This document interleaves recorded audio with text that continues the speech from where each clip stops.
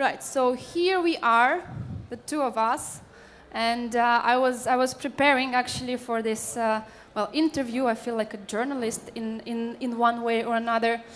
And with me today I have Alexey Pospekhov. Nice to meet you. Thank you for inviting me. Or I will call him Alex, if he allows me. And you know, it's a face. It's a face which is becoming a very familiar face because he's been a part of many ecosystem hangouts, and you can see him talking here and there about different topics. Well, most of that would be probably blockchain and cryptocurrency. He is one of the experts the agency right now is talking to regarding the regulation our government might have one day. So a lot of interesting things he's been doing, and at the moment he is the part of Iconic, which provides, if I understand correctly, holistic solutions related to blockchains and cryptocurrency projects. Yeah, we say that ourselves we're some kind of invest boutique because most of the firm came from the venture funds, from the classical financial agencies, and we are, well, of course, we're developing blockchain projects, developing. Can you hear him, guys? Sorry. Do I need to speak more loudly? Yes. Yeah. Oh, yes, sorry. Yeah. We call ourselves more like invest boutique because the rest of the team came from the financial sector and they are more experienced in it than in development. So yeah, generally we have like development of the blockchain ecosystems. We're consulting governments about establishing crypto and blockchain special zones. For example, we just finished the one in Armenia, and you also could find it. It's called Armenia Blockchain Forum. The president signed the bill maybe at the end of December. Right now, we are also working with our Belarusian brothers to consult their high-tech park for establishing more and more crypto startups in the country. Yeah. Right, and you are also venturing right now into publishing business. Yes, is it so? Yes, is it a secret? No, yes, it's still a bit secret. Yeah, we're planning to establish new digital media about the blockchain, cryptocurrency, and the people beyond it, which is named Future Times. And we're also planning to have one of the main office here, and a bit later I will tell you right. why did we decide to do it here, not in any right. country. And you know, I have to confess, I've been a true stalker, so I've really allocated a lot of time to go through your Facebook profile, you know, see this and that, and I realized, I mean, it's not creepy at all, okay? No harm intended, but well, Facebook relieves that you're quite a globetrotter, so you travel a lot. How many countries are on your map, on your globe? The countries you've been to. I couldn't even remember, but of course my main traveling in Europe, because it's not quite easy. For example, I've been in Shanghai last time. It was year 2013. I've attended to the TechCrunch, and you know it's not quite easy to fly for 8 hours, spend 1 or 2 days, and then go back. And when traveling every week, it's okay. I will not do it. So in my opinion, right now it's more European travels right. than. And you're very often in Riga, right? So yes. Do you find our airport good enough to cater to your demands? Absolutely. It's one of the most exciting comments everybody I'm telling about. Hey guys, look at this airport, and everybody, what's wrong or what's good with airport in Riga? And I'm telling that's one of the best examples, because you could go from the inn to your from the in gate to your plane in, I don't know, like 10 minutes. And the most exciting thing is that even if there are lots of traffic jams in the city, you have to spend only 10 or 15 minutes to go to the airport. It's really, really, really very nice for business, because I traveled to Riga from London. It was a very hard experience because I got a flight on 7 a.m. from Luton Airport. So I woke up from Sunday to Monday at 3 a.m. to get to the airport, you know. And I spent whole Monday like in a jet lag, and it's really very important. You think it's not? You think such things could be not very important, or maybe you could not see. But when you have different experience, you try to, you know, to pay more attention and to say, yeah, it's good. Mm-hmm. But Alex, you know, I mean, I have to go there, right? Given that you are such a well-traveled person, You've seen a lot of different countries. You've seen probably a lot of opportunities to live here and there. So what the hell are you doing here? Well, there are, as your colleague mentioned before, it was very nice pictures when you see the photos of Riga, and then you see beaches, 500 kilometers of sandy beaches. Yeah, a very long one. Yeah, it's amazing. So, well, originally I'm from Moscow, and all of my family lived there for many generations. But every time, well, you think that Moscow is a global city. Of course, there are 15 million people living there. It's 15 or even more times more than Riga. But on the other side, you have lots of issues. Issues like fresh air, food, the quality of food, issues with transportations, issues with traffic jams. And when you can see difference, it really attracts you. So, as I'm telling, of course, like airport, it's very nice, because you could have like only 1 hour flight to London, that's it. Well, for us, it looks like very interesting opportunity because people always think that when you are grown up in a big city, let's say London or Moscow or New York, you will not go, to the small places. But for example, if we compare Riga, I don't know, to Vilnius or to Tallinn, hopefully nobody is hearing me. For our kind of business, it's more, it's more interesting, it's more attractive, it's more reliable, because I'm telling this. I've told you the story about the very successful Lithuanian startup project who attracted, let's say, mobile developers to Vilnius, and it was at the time I was also in mobile developing business when the guys hunted all of mobile developers from Moscow to Vilnius, because if you're a mobile developer, you have, for example, wife, small kids. Mostly you must be like introvert person, so the Vilnius is the perfect place for you. And in my opinion, you must find like proper people, proper businesses who living in the one vibe with the city. Well, for me, I could find here like anything. It's very good infrastructure, of course.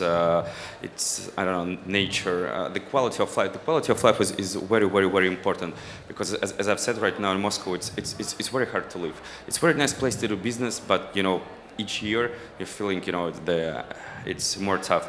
And very exciting thing that first time I visited Latvia, I don't know, maybe 10 years ago or 8 years ago. And I was visiting it like twice, three, 4 times a year. And I'm see, like developing of the everything. Because a couple years ago, or maybe 4 years ago, when I was discussing about where is the startup scene, what's going on, well, I couldn't say that nothing happened, but it was like very small community. Right now, I'm watching at the TechChill, watching, for example, at the Digital Freedom Foundation Festival, lots of events going on here, especially Econ 21. It's one of the largest conferences about electronic commerce. It happened at October. They kindly invited me to be also as a speaker about the cryptocurrency, and it was attended from people all around the Europe, Russia, and even Asia. And I'm see it's like booming, and nobody in Russia could still believe me, because people think that, oh, Riga, Latvia, lots of events about the blockchain, lots of the startup agenda. Are you joking me? So people still think that there are many things going on, but it's but it's not like this. Yeah. So you're saying actually information about Latvia, about Baltics, doesn't travel much further beyond. Absolutely, and to be honest, I have lots of friends that are here, also involved to the startup community, to the IT development, and. Mainly, I receive information either from them, or it's translated, or it's like rumors and things like this, and then you could, and then you need to search the everything. It's about the startup visa. I was subscribed to all of the news websites like Labs of Latvia, Start in Latvia, but when the first time I heard about the startup visa, it was sent me by the local friend. Mm-hmm. Of course, it was published on the Labs of Latvia, but it was not like opportunity. And it was not like published like, oh, wow, we finally made it. Of course, as a business person, I've read all the lines. I said, whoa, we're gonna do it. But so it's a wow piece of information, but the way we are kind of, you know, absolutely, okay. and it's our still, home task. Yes, and it's still a bit and it's still a bit complicated because lots of information written in Latvian language. Of course, we have Google Translate, but you know, it's still a bit complicated when you need, you know, to find the proper form or to find the proper answer to your very specified question. Of course, you have LIAA, but in our opinion, it's going to be more interesting or more business, more business interesting if you have, let's say, one window.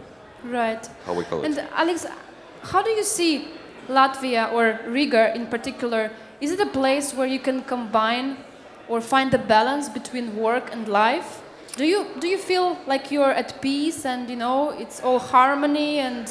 Yeah. Well. How do you feel here? Well, absolutely, of course, as a person who was grown in Moscow with a place with also very interesting weather. We also have very cold winter, so for me, weather like outside, it's not a surprise.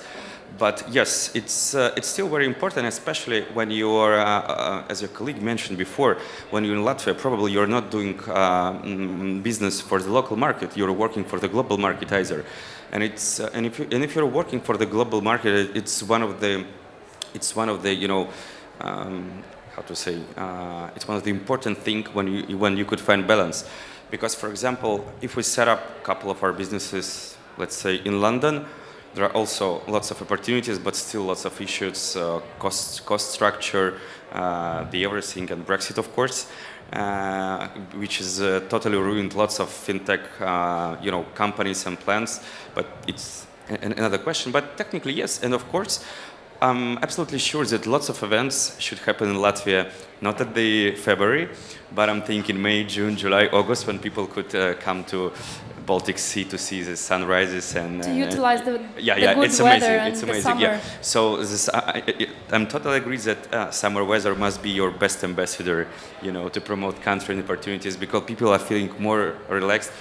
But for example, when you come to Helsinki at the beginning of December, it's a bit complicated. It's tough. It's tough. But as we were discussing, they're selling it. They're really like the right way. They're selling everything. They're selling even the shitty weather. I think you should make it a point to learn from them. Yes. Yes, we are doing exactly that. At this moment, do we have any questions from the audience? Anyone would like to torture Alex with a question or two? Are welcome to do so. If not, I will continue. Gleb, okay. I'm allowed a little bit to pour some more questions on Alex. Alex, as a non-Latvian to a Latvian, what are the top 3 places I should be checking? You know, because I know you're an expert. Again, non-creepy stalker on Facebook. You've been to so many places here. The best whiskey in town, the best this, that. So yeah, where am I going this weekend? Well, of course, it must depend on the weather. But if it's a sunny day and, for example, it's like summer, February. You know, there are a couple of the very nice bars. One of them, like Left Door Bar at the center, Tichy Center. How do you call it in the Tichy Center? The Quiet Center. Quiet Center. Yeah, I don't know what the proper translation of. So more like speak-easy places. Yes. So and another one. Another places where you should go in February. Well, I don't know. I'm still there are couple of places opening every time. Last time I've been to the very nice place with a very nice cocktail, which is called TechChill Cocktail Club, situated in the old city. And well, to be honest, if we speak about like the usual life and not the business in Latvia, there are lots of interesting bars. And because a couple years ago I was involved in this restaurant business, and I've seen lots of bartenders worked also in Russia, in Europe, came here. And if we compare the, let's say, cocktail culture and the everything here, it's on the very high level. Okay, so, that's an interesting observation. So, well, there are not so many places, but I could name 5 or 6, right, which could compare to the places in London and things like this. Let me ask a very maybe arrogant question, because I have to again.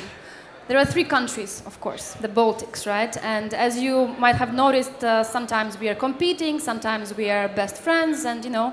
So if you take Riga, where we are all now, if you take Tallinn, which is, you know, growing unicorns, or allegedly doing so, and we take Vilnius, which is, I heard, a G-spot of Europe. Yeah, G-spot of Europe, yes. That was the best, I guess. So how would you rank them? Well, I love all of the cities and all of the countries because I've personally traveled. I love to travel by car throughout the Europe, and I traveled all Latvia, all Lithuania, and all Estonia. I don't know, maybe 5 or 6 times to find nice places to stay and to see. Well, in my opinion, they're all very, very different countries, and you couldn't compare them because, for example, I've attended Tallinn last time at the beginning of December to the MoonTech conference. It was dedicated to the blockchain and the everything, and I see it's very, you know, they're doing very good job in terms of inviting. No, you are getting an easy way out. You have to rank them, Alex. You have to. Well, of course, of course, it's Riga because the answer is when I've asked my business partners, the guys who are working for us, well, are you gonna relocate to Vilnius or Tallinn? And they look at me like, what the hell are you speaking about? So, and when I'm telling about Riga, what I wanted to hear. And when I'm speaking about Riga, people see it's very livable city. So it's not more, well, it's you know, it's mixed because it's mix of, let's say, Nordic Europe, Eastern Europe, like general Europe, and it's a totally unique place, especially for Russian-speaking community, because it's still very important when I'm attending here. But it's like I'm not leaving my country because I could speak my own language. It doesn't mean that I'm not speaking any others, but on your psychological side, you know, you feel it's like more comfortable. And yes, I mean, you should promote more things like that. Riga is still like, it's a very big city. There are lots of things to do. It's very, you know, cosmopolite, or how to say it, yeah. And more things like this, because if we compare, for example, like airport in Vilnius, it's like 4 flights per day.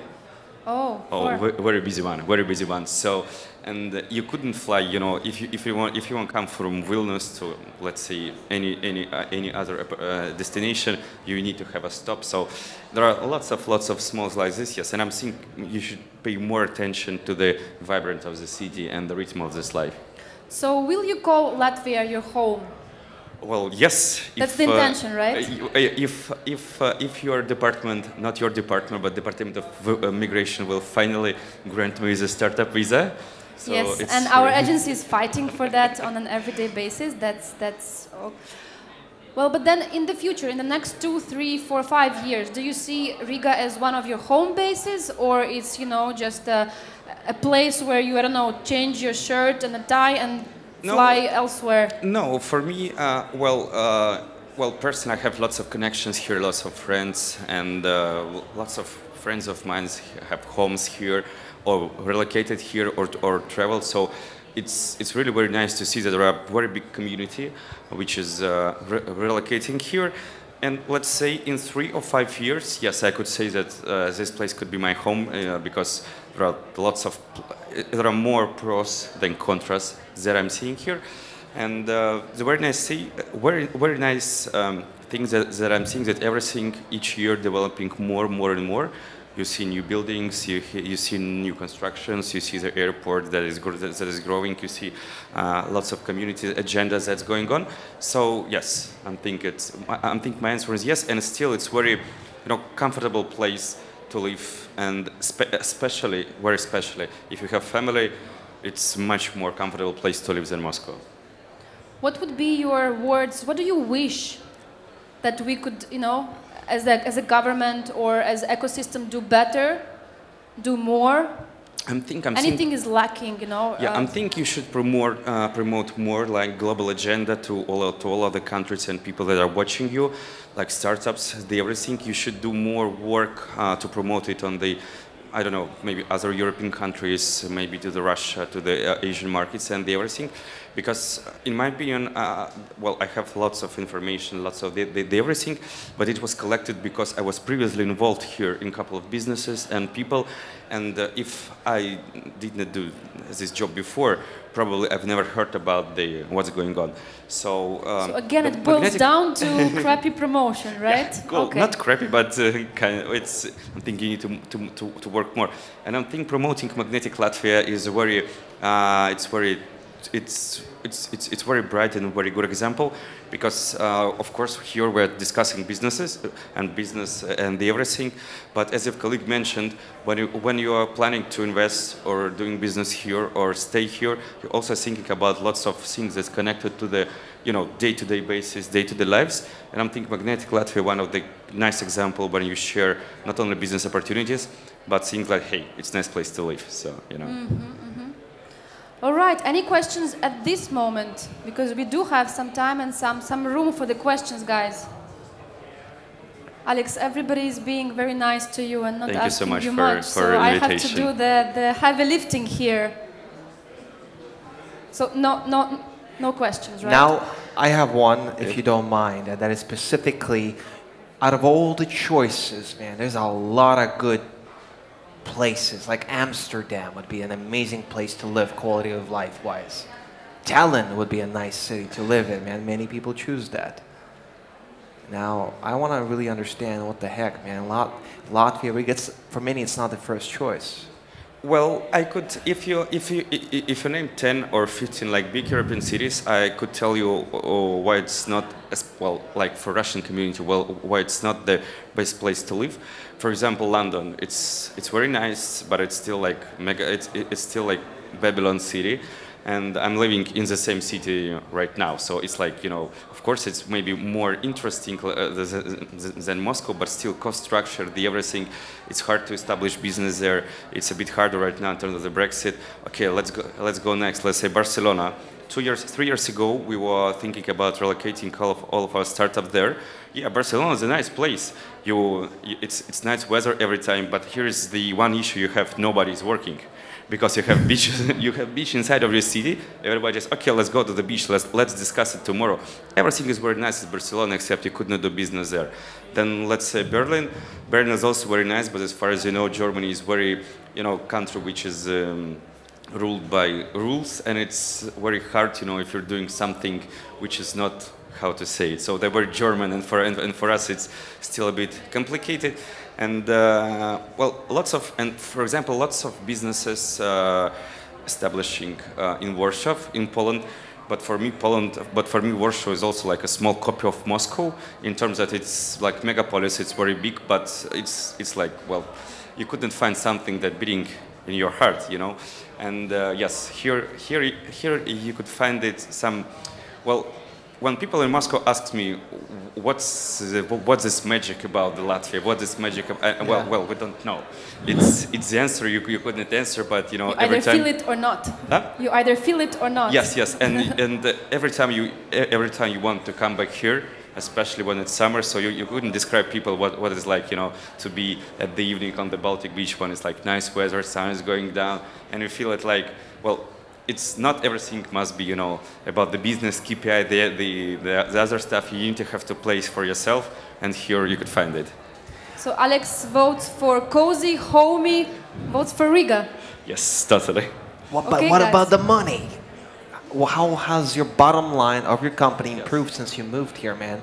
If I may ask. You talked about the cost structure a little bit, so that means it lowered the cost and all that stuff. Yes, for example, right now we're starting the digital media, and it will be only English language media. We will not use Russian totally, and to have more coverage. And I was a bit shocked to find that there are, well, for example, of course in Russia lots of the young guys know the English, but they are not using it for, let's say, daily communication. Of course they could discuss, communicate, but for example, if you want to find the guys who could write you in English language about the blockchain and DLT, it's much easier to do it here than, for example, in Moscow and things like this. And lots of course, and lots of talent, as it was mentioned before. And well, maybe it's hard to find, for example, I don't know, if you need to find like DNA engineer or very, I don't know, like medical works or some things like this. But in the IT sphere, in fintech sphere especially, it's, you know, very, very, very lots of talents and lots of guys who are ready to work for you. Thank you, Gleb. More questions? Little picky. I'm gonna like, all right. So how has your cost structure improved, man? I'm gonna come back to the question. Yeah, cost structure improve. I just money-wise, money as in, how did it improve your financials? You moved to Latvia. It's not as expensive as London. It's not as expensive as Moscow. You know what I'm saying? For the company-wise, if I understand your business. Or how you expect it to change, because Alex has not yet fully moved to here. Yeah, but well, let's say so. Here you could save more than I don't know, like 30% of things that you're paying in Moscow. But we have, you know, very. It's not about. We have very different cost structures because, for example, in Moscow we have crazy prices for renting the office. You could find the people for a good salary or the salary which is okay for a startup. It's possibly, but it will take you lots of time. And of course, we have very big issues with Russian bureaucracy, tax inspection, the pressure on business, and such things. I couldn't explain, you know, because, well, of course, you could solve any problem in Moscow if you have connections, everything. The reason is that you spend time on solving problems that you're having from the, let's say, government agencies, you know, bureaucracy and everything, and you're not spending this time on developing your business. And I think here is very good example. So here you could spend all of your time to developing your business, neither saving it from attacks from, you know, the guys who don't like you. Fair enough. Thank you. Right. Do we have any questions from the audience? Not yet. Will we squeeze at least one question out of you guys? Interested, not interested? Can we maybe pass the mic? Yeah. Hi. So my question is, would you say that Latvia is and Riga in particular, is the spot to live for a startup person, startup founder, or is it the spot to live for a Russian startup founder? No, well, I'm a Russian startup founder, so I don't know, because it's very nice that in European culture you have opportunity to live in any city, in any country you want. You could spend, I don't know, a couple of years in Spain, a couple of years in Hungary, a couple of years in Sweden. Here you could make your education here, start business here, well, maybe live somewhere. But, well, for us, it's a very good point, you know, to work with Europe, and European Union especially, because it maybe sounds strange, but it's still, you know, in Russia we have a bit more different mentality than in Europe, and especially when you're doing business, you feel like a small bear that, you know, stands beyond you. It's not that we don't understand each other, but psychologically it's a bit more complicated. And here we feel it like it's like 0.5% of home, 0.5% of the thing we would like to find. So, and as I've said before, it's a very nice place to stay, especially when you have family.